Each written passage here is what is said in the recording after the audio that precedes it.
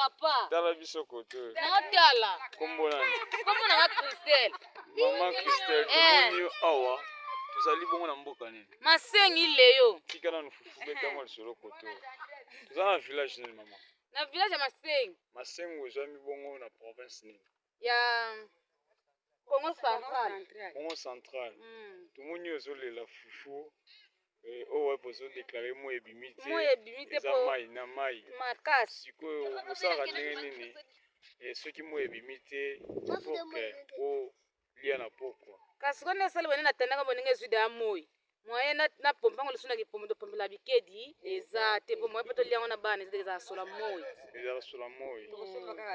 Mais quand peut hotel se balandi o bazolanda yo direct na niveau ya mukili mobimba. Awa na kati ya Congo Central na village Masengo.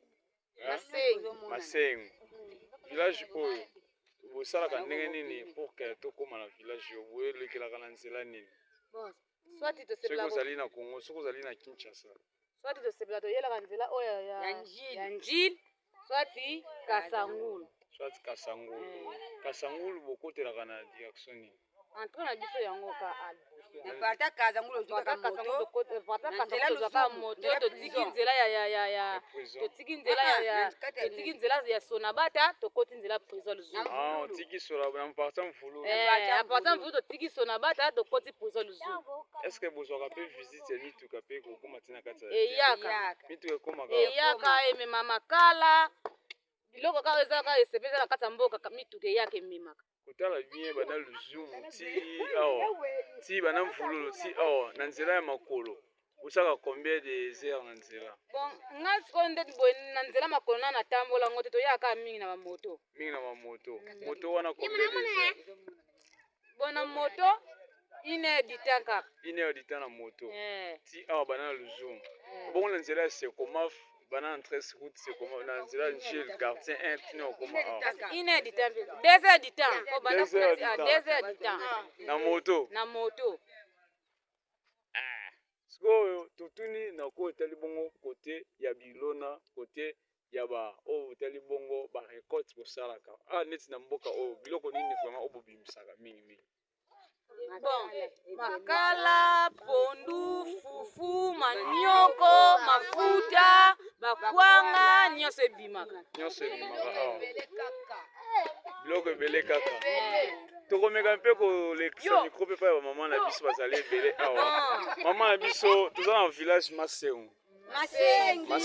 Masengi leo bandeko batuni mutuna na village ya Masengi leo awa munoko nini bolobaka? Kikongo tolobaka lingala tolobaka Kikongo ya leta Kikongo na biso batokota mina ngo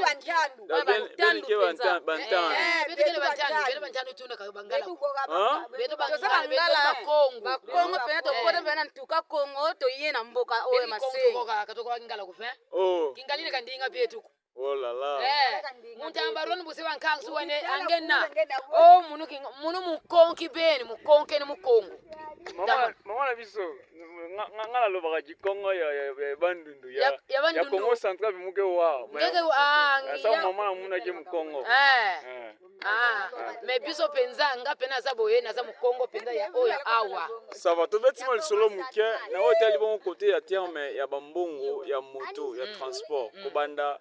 C'est comme comment kino koma awa na ma village Masengi bofutaka combien na moto? Tofutaka 10 000 francs na moto. 10 000 na moto 10 000. 10 000 na moto. Yakasi. Soko za na charge okofuta ba 30. Soko za na biloko ebele. Soko na charge okofuta ba 30 000. Mais soko na charge to za passager okofuta 15 000. Siko bozoka pe occasion ya mutuka eyeti na niveau ya sande ti makasi kutebele ape bobeti makolo awa la minute pena tikio la sanda obeti pied ti awa mais tomoni ete bozolo ba ete bobimisaka manioko ya bien mbote ya mama leka mo liboso bobimisaka manioko bobimisaka pondu bobimisaka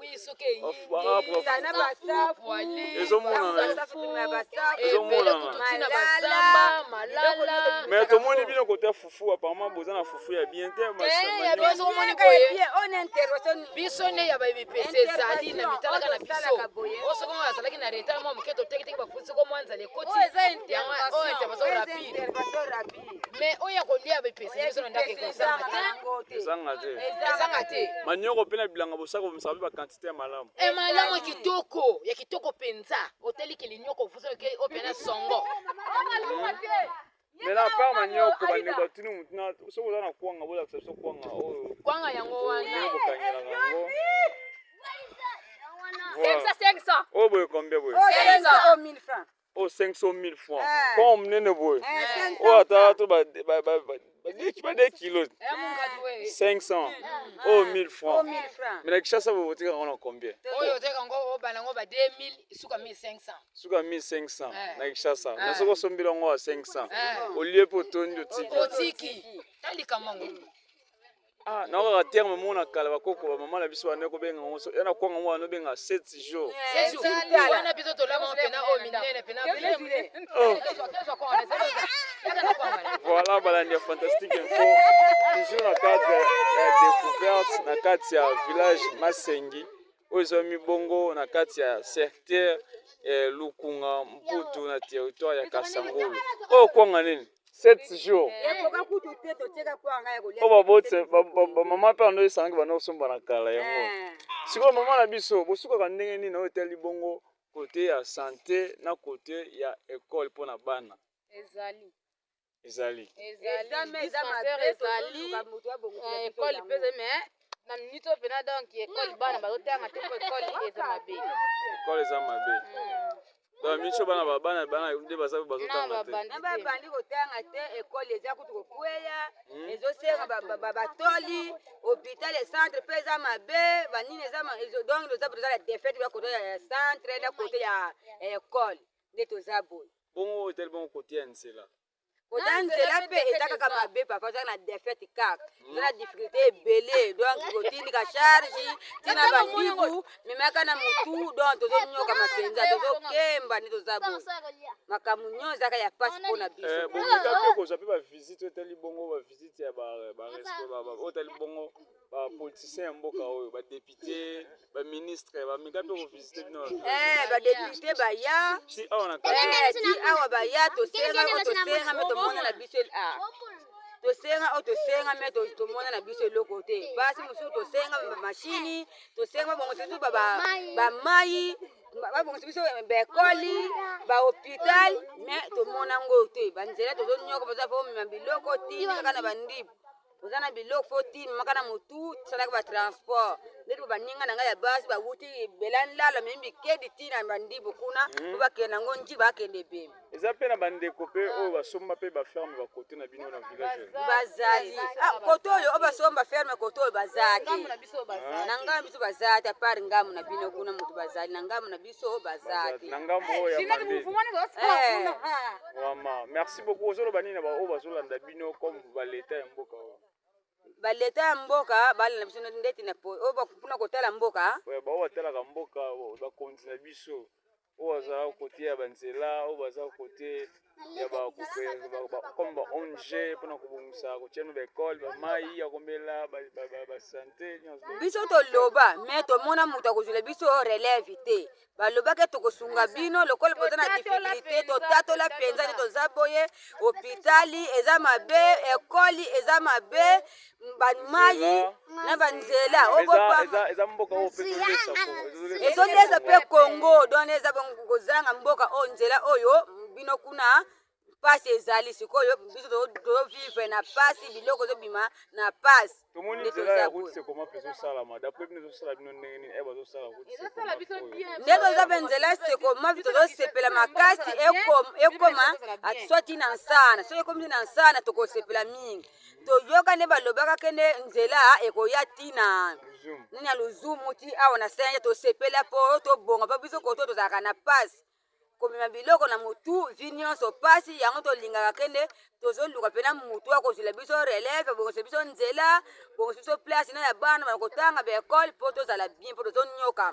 Merci beaucoup maman na biso nzamba pambola bina pesa bino susu makasi po bo sala msala bilanga. Bye. Bye.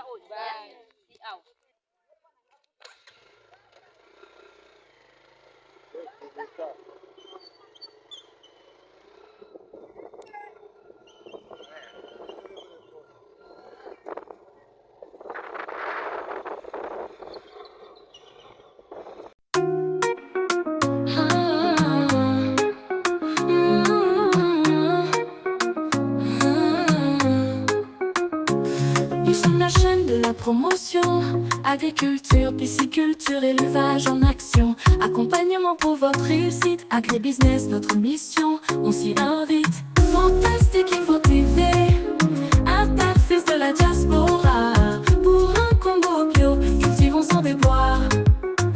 Agriculture, priorité des priorités. Tout devient réalité. Gestion de projets agricoles, transformation du produit frais vers la consommation. Avec nous, chaque récolte est une victoire pour un avenir vert plein d'espoir. Fantastique Info TV, interface de la diaspora. Pour un Congo bio, cultivons sans déboire. Agriculture, priorité des priorités. Tout devient réalité. Il est temps que les Congolais mangent bio. En santo salade bilonga, c'est le mot.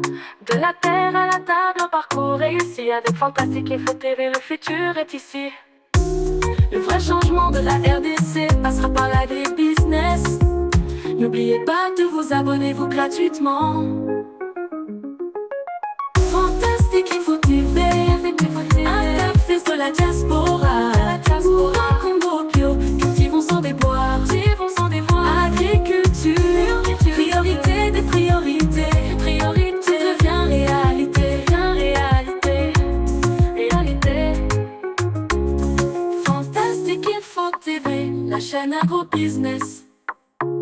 Pour un Congo prospère, un grand succès. Rejoignez-nous, ensemble construisons l'avenir vert de notre nation. Le vrai changement de la RDC passera par l'agribusiness. N'oubliez pas de vous abonner gratuitement.